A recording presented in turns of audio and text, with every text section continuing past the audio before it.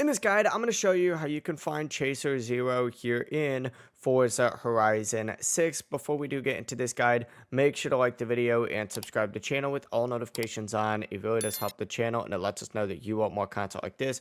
We'd greatly appreciate it. And if at any point throughout this guide you had any questions, ask them down in the comment section below and we could help you out further. I'm going to be doing my best to reply to every single comment down there. Whoops, I accidentally just took a picture of them right there.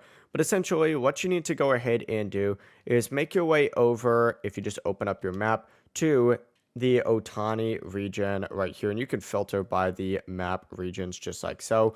Once you're here, look for like this giant H. This is the Horizon Festival site. And there is a bunch of different stuff around here. Like, look at how much stuff is crammed in this area. You're not only going to have like a limited time event thing, you're also going to have the dirt racing over here.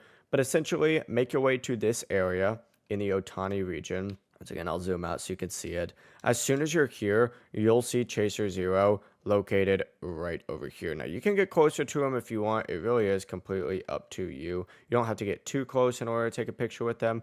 But back out, and then, of course, zoom out, and you can go ahead and take that picture just like so.